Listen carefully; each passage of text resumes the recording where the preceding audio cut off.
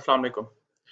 आज हम basically discuss करने लगे हैं एक हीलियम 10 का प्रोडक्ट हंटिंग टूल, जिसको हम ब्लैक बॉक्स कहते हैं। आप जब भी हीलियम 10 को ओपन करते हैं तो ये मेन पेज पे ही आपको नज़र आ जाएगा। इसको कहीं किसी टैब में जाके ढूंढने की ज़रूरत नहीं, ये सारे इनके टूल्स मेन पेज पे ही अवेलेबल होते हैं। हम ब्लैक बॉक्स को यूज़ करेंगे आज।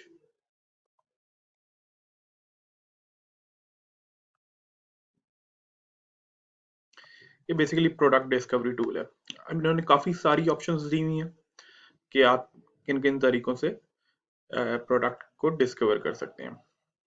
मेनली लोग प्रोडक्ट पहला वाला टैब यूज करते हैं जो प्रोडक्ट्स के नाम से लिखा हुआ है यहाँ पे। आप इनको अलग अलग टैब से भी यूज कर सकते हैं, जिनकी वजह से आपको अलग अलग डिस्कवरीज होंगी एक ही नीश में रहते हुए। फॉर एग्जांपल आप कहते हैं कि मैंने बेबी प्रोडक्ट्स में जाना है, तो आप इन सारे जब टैब्स को यूज करेंगे बेबी कैटेगरी को सेलेक्ट करते हुए, तो आपको अलग अलग डिस्कवरीज होंगी क्योंकि अलग अलग डाटा इनपुट किए हुए होंगे आपने। तो मेरा सजेशन यही है कि अगर आपको कोई एक टैब में रहते हुए कोई प्रोडक्ट नहीं मिल रहा, तो आप अलग अलग टैब यूज करें। यकीनी तौर पे आपको कोई ना कोई ऐसा प्रोडक्ट मिल जाएगा जिसको आप आगे लेके जा सकेंगे इंशाल्लाह ताला। चलें, ये इसको देख लेते हैं कि कैसे यूज करते हैं। हम हम जैसे अब डिस्कस कर रहे थे कि हमने फैसला किया कि जी हमने बेबी प्रोडक्ट्स पे काम करना है, और हमने जो है उसी में जाके प्रोडक्ट हंटिंग करनी है। इसमें ये भी तरीक़ेकार हो सकता है कि आप सारी जो है कैटेगरीज को सेलेक्ट कर लें, लेकिन बेहतर यही होता है कि आप एक वन बाय वन कैटेगरी को सेलेक्ट करें और उसमें जो है अपनी प्रोडक्ट को ढूंढने की कोशिश करें।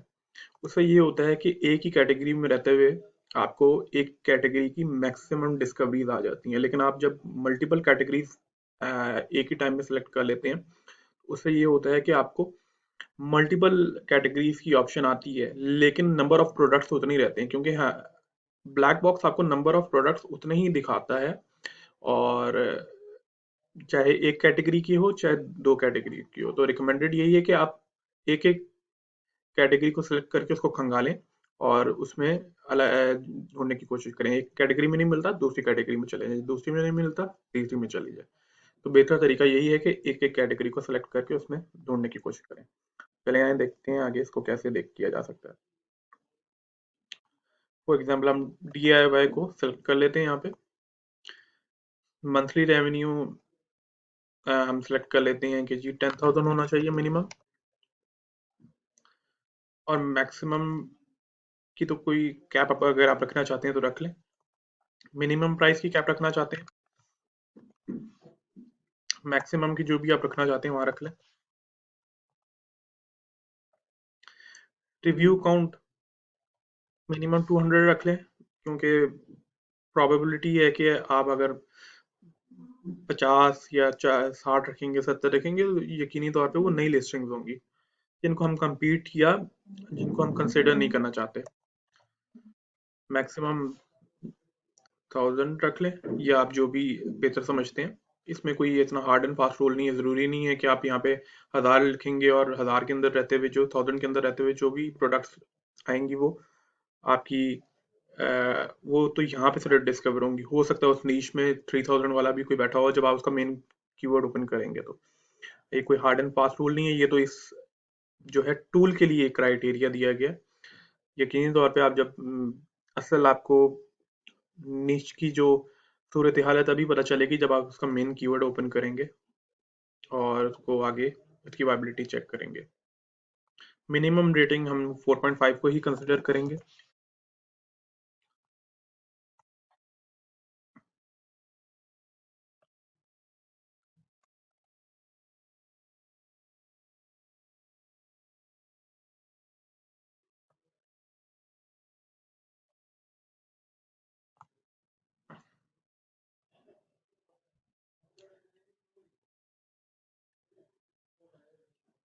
ये देखिए अब आपको यहाँ पे डिस्कवरीज होना शुरू हो गई हैं।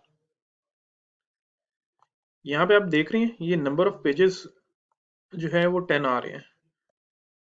10 के बाद कोई प्रोडक्ट आपको डिस्कवर नहीं होगा। इसलिए मैं आपको कह रहा था कि आप एक ही कैटेगरी में रहते हुए एक कैटेगरी के मैक्सिमम नंबर ऑफ प्रोडक्ट्स को डिस्कवर कर लें, फिर आप वन बाय वन दूसरी कैटेगरीज को जो है देखें, ताकि आपके पास हर कैटेगरी की मैक्सिमम डिस्कवरीज हो।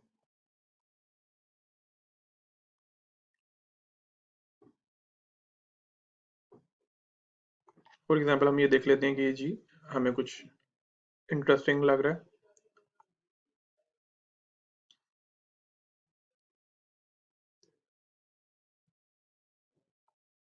अब हमें यहाँ से कोई अंदाजा हो जाए तो ठीक है इसके मेन कीवर्ड का, वरना हम इसका जो है रिवर्स सेशन लेके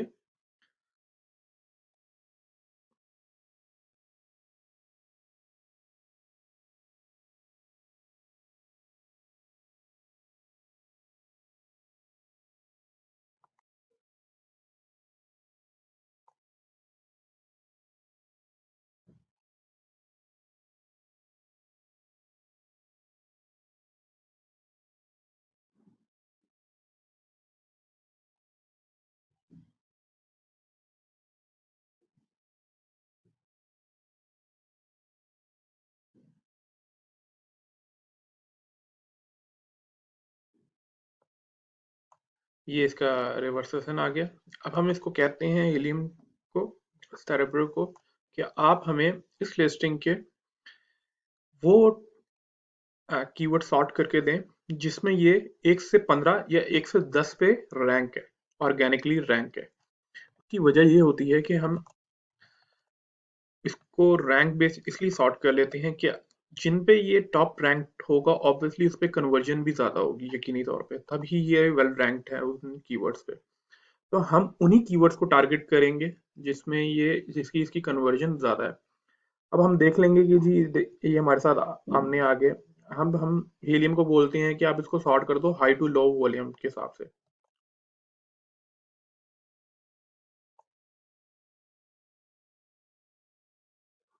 ये हाईएस्ट टू लोएस्ट के हिसाब से सॉर्ट हो गया। ये ये इसका मेन कीवर्ड है इस लिस्टिंग का, जिस पे इसकी सबसे ज्यादा सेल्स आ रही होंगी। इस पे ये ऑर्गेनिकली स्पॉट पे थर्ड स्पॉट पे रैंक है। और इसके बाद आ जाता है ये हेयर पिन लैक्स। अब हम देख लेते हैं कि इसमें सबसे ज्यादा जो है वो इसका मेन कीवर्ड कौन सा है। प्रोबेबली यही होगा क्योंकि इस पे थर्ड पे रैंक है।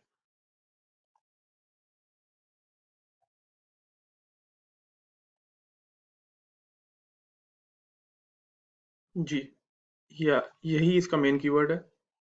डिजाइन वेरिएशन यही है, लेकिन प्रोडक्ट यूटिलिटी जो है वो सेम है, और लेकिन डिजाइन वेरिएशन नजर आ रही है। अ, लेकिन यकीनी तौर पे इसका जो है वो मेन कीवर्ड यही आ रहा है, और इस पे ही इसको मैक्सिमम सेल्स जनरेट हो रही होंगी।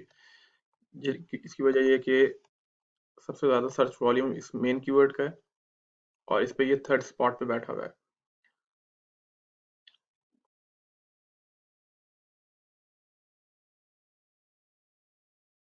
अब यहाँ से आप देख सकते हैं कि जी आपको कुछ समझ में आ रहा है।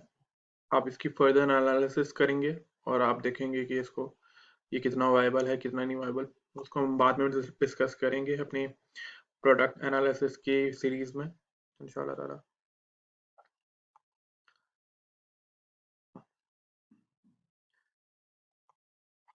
अच्छा जी, ये तो हो गया फर्स्ट टैब।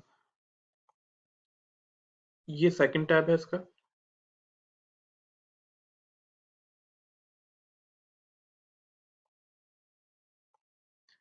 इधर आप सर्च वॉल्यूम लिखेंगे कि आपको मिनिमम सर्च वॉल्यूम में चाहिए। फॉर एग्जांपल इसी का क्राइटेरिया अगर आपको कहता है कि जी आपने टॉप 3 कीवर्ड्स का 5000 जो है एक्यूमुलेटेड सर्च वॉल्यूम होना चाहिए या 10,000 होना चाहिए, तो आप कहते हैं कि ये मुझे जो इसका मेन कीवर्ड है उसका सर्च वॉल्यूम एटलीस्ट 5000 चाहिए, तो आप यहाँ पे मिनिमम 5000 लिख दें। मंथली रेवेन्यू वही जिस तरह हमने पहले किया था, प्राइस लिख दें।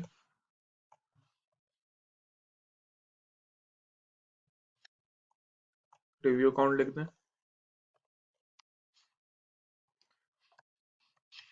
रिव्यू रेटिंग भी लिख दें। अच्छा, यहाँ पे आप वर्ड काउंट भी लिख दें, क्योंकि अगर आप सिंगल वर्ड काउंट अगर उसने दिखाया तो प्रॉबेबली वो शायद आपका जो है सेमी रेलेवेंट कीवर्ड हो, हाईली रेलेवेंट ना हो। इस तरह होता है, काफी प्रोडक्ट्स में होता है कि सिंगल वर्ड में भी आपकी हाई रेलेवेंसी निकल आती है, लेकिन बेहतर यही है कि आप यहाँ पे मिनिमम 2 वर्ड काउंट लिखें।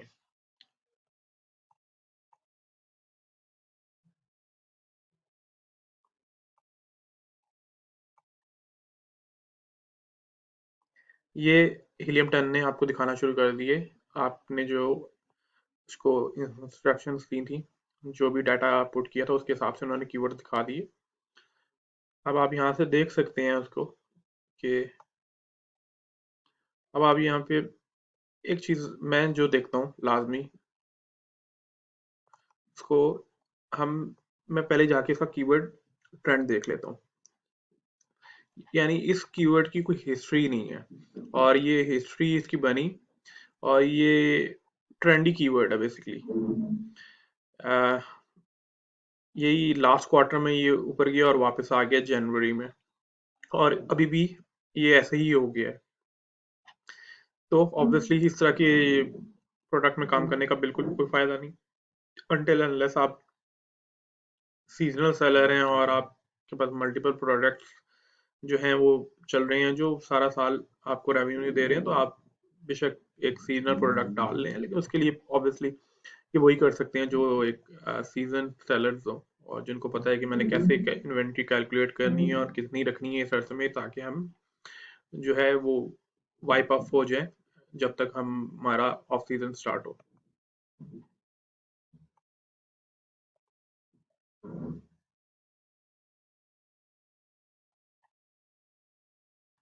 अब यहाँ पे आपको कोई इंटरेस्टिंग लगता है तो आप यहाँ से देख लें, जैसे ये मैं इसको ओपन कर रहा हूँ, इसमें भी थोड़ा सा जो है वो आपको नज़र आ रहा है, लेकिन ये काफ़ी कंसिस्टेंट है उस लिहाज से।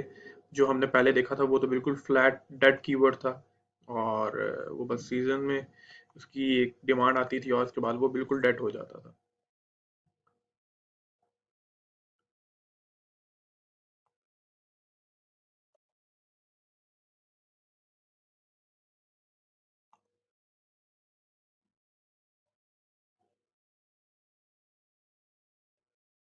जैसे ये कीवर्ड है, इसमें जो है वो उल्टा जो है वो एकदम जनवरी के फरवरी के बाद ये तकरीबन गिर गया, और उसके बाद बिल्कुल ही ये जो है वो नीचे जा रहा है।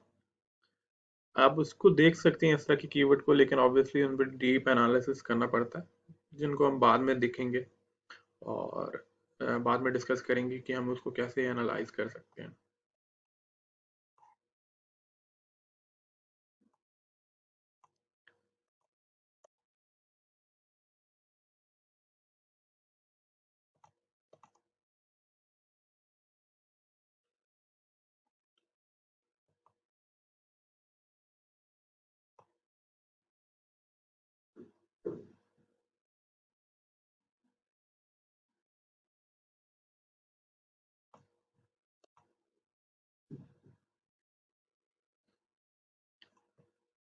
फॉर एग्जांपल, आपको कोई ऐसा कीवर्ड या प्रोडक्ट मिल गया जो आपको लग रहा है कि यार ये एक कंसिस्टेंट सेल दे रहा है थ्रू आउट द ईयर, या ऑल टाइम। बेहतर सबसे बेहतर ये होता है कि आप ऑल टाइम ही चेक किया करें, 1 ईयर का ग्राफ ना देखा करें। तो आपको ऐसा कोई कीवर्ड या प्रोडक्ट नजर आ गया कि यार ये मुझे समझ में आ रहा है, ये कोई कंसिस्टेंट सेल के साथ लग रहा है, आप यहाँ से उसको कॉपी करें, जाएं यहाँ से ऑल डिपार्टमेंट्स को सेलेक्ट करें, जाके उसको पेस्ट कर दें, और फिर जाके इसकी आप देखें कि क्या सूरत हाल है उसकी नीच में, क्या वो डूएबल है या नहीं है, क्या उसका रेवेन्यू कंसिस्टेंट है, क्या monthly sales daily sales consistent है ऑन अक्रॉस द पेज। ये और जो बाकी फैक्टर्स हैं जो हम देखते हैं, जो मैं आगे डिस्कस भी करूंगा, वो सारे देखने के बाद अगर है तो वेल एंड गुड, आप उसको सबमिट करवाएं, और फिर दुआ करें कि आपको स्पेस मिल जाए उसमें। तो ये तरीक़ेकार है इसको ब्लैक बॉक्स को यूज़ करने का, और इसको जो है इसी तरह हम यूज़ करते हैं बाकी टैब्स को भी। अगर आप उनको जब ओपन करेंगे तो आपको अंदाज़ा हो जाएगा कि हमने कैसे उनको यूज़ करना है, क्योंकि बहुत सिंपल सा मेथड है। आपको अगर नाम पढ़ के ही अंदाज़ा हो रहा होगा कि किस तरह जो है वो यूज़ होते होंगे। तो वो यहाँ पे आप एसएन डाल देंगे और सारी चीज़ें वैसे ही जैसे हमने पहले की थी, और तो इस तरह आपको मिलना शुरू हो जाएगा। ये नीश बेस्ड है, और ये सारी बहुत इजी टूल हैं, और बहुत जो है वो प्रोडक्टिव टूल है ये हीलियम 10 का, जिसको यूज़ करते हुए हमारे स्टूडेंट्स और काफ़ी सारे सीजनल सेलर्स इसमें से प्रोडक्ट डिस्कवर करते हैं और उनको लॉन्च करते हैं सक्सेसफुली। आज के लिए इतना ही। बहुत शुक्रिया। अल्लाह हाफिज़।